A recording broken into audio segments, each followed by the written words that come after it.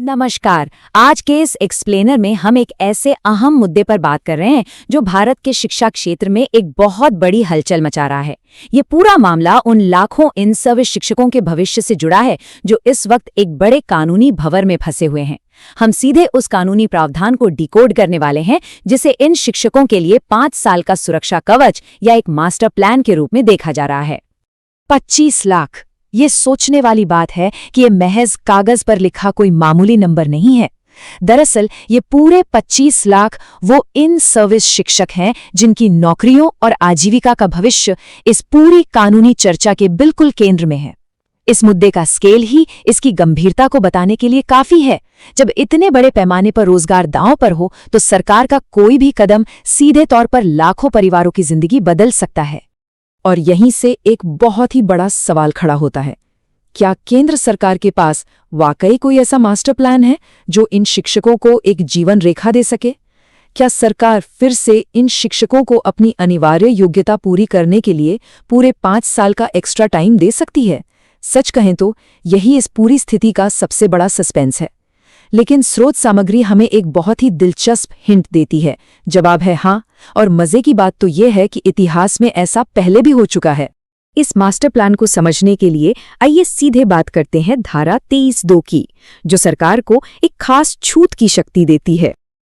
तो आखिर ये धारा है क्या? देखिए, राइट टू एजुकेशन यानी RTE अधिनियम की धारा 23(2) असल में केंद्र सरकार को एक बहुत ही पावरफुल अधिकार देती है। इसके तहत केंद्र सरकार शिक्षकों के लिए जो न्यूनतम योग्यता होती है, जैसे कि TET यानी टीचर एलिजिबिलिटी टेस्ट, उसे पास करने के नियमों में 5 साल तक की छूट दे सकती है।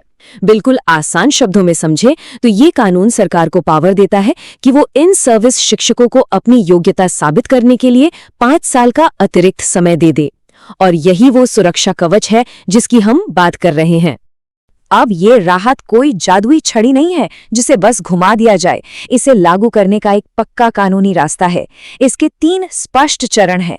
पहला यह कि राज्यों में योग्य शिक्षकों की भारी कमी होनी चाहिए। अगर ये स्थिति बनती है तो दूसरे चरण में केंद्र सरकार एक आधिकारिक नोटिफिकेशन जारी करती है। और फिर आता है तीसरा और अंतिम चरण, जहां शिक्षकों को वो 5 साल तक की बहुप्रतीक्षित छूट दे दी जाती है। ये पूरी तरह से एक लॉजिकल और कानूनी प्रक्रिया है। और जैसा कि पहले बताया गया था, ये सब केवल थ्योरी नहीं है। आइए 2017 के उस ऐतिहासिक उदाहरण पर नजर डालते हैं। इस पूरी कहानी को समझने के लिए इस टाइमलाइन को देखना बहुत जरूरी है। साल 2017 में केंद्र सरकार ने RTE में संशोधन करके ठीक इसी पावर का इस्तेमाल किया था और शिक्षकों को 5 साल की मोहलत दी थी। उस छूट की पहली डेडलाइन 2019 में खत्म हो गई और अब उसी पुरानी मिसाल के साए में हम 2026 की तरफ बढ़ रहे हैं, जहां 13 मई को सुप्रीम कोर्ट में इस पूरे मामले पर एक बहुत ही अहम सुनवाई होने वाली है। भले ही 2019 में वो पुरानी डेडलाइन खत्म हो गई हो, लेकिन स्रोत सामग्री एक बहुत ही महत्वपूर्ण बात पर जोर देती है। वो ये कि कानून में राहत देने का यह प्रावधान आज भी मौजूद है। इसका सीधा सा मतलब है कि केंद्र सरकार की वो छूट देने की शक्ति आज भी पूरी तरह से एक्टिव है। कानून की किताबों से उसे हटाया नहीं गया है। ये विकल्प सरकार के पास आज भी सुरक्षित है। और यही बात हमें ले जाती है उस महामुकाबले की तरफ, यानी 13 मई का निर्णायक दिन। सुप्रीम कोर्ट की इस आगामी सुनवाई में जो भी नतीजा निकलेगा वो पूरी तरह से एक ही चीज पर टिका है, और वो है भारत सरकार का रुख। कोर्ट में सरकार क्या स्टैंड लेती है? क्या सरकार एक बार फिर से अपनी उस वैधानिक शक्ति का इस्तेमाल करने का फैसला करेगी? 13 मई को होने वाला फैसला पूरी तरह से इस बात पर निर्भर करता है कि सरकार इस मौजूद कानून का उपयोग करना चाहती है या नहीं। अगर सरकार इस पावर का इस्तेमाल करती है तो तस्वीर कैसी होगी? स्रोत सामग्री के मुताबिक सबसे बड़ा फायदा ये होगा कि इन सर्विस शिक्षकों को TET जैसी योग्यता हासिल करने के लिए पर्याप्त समय मिल जाएगा। दूसरी अहम बात यह है कि ये कानून किसी का रास्ता बंद करने के लिए नहीं, बल्कि सुधार का एक मौका देने के लिए बनाया गया है।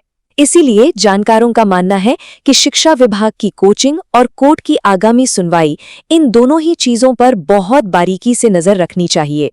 तो अब ये पूरा एक्सप्लेनर अंत में एक बहुत ही बड़े सवाल पर आकर रुक जाता है। कानूनी ढांचा अपनी जगह मौजूद है, 2017 की पुरानी मिसाल भी सामने है और पूरे 25 लाख शिक्षकों के भविष्य का सवाल है।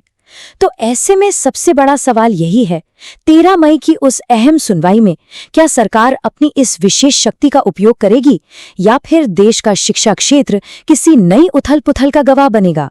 ये तो आने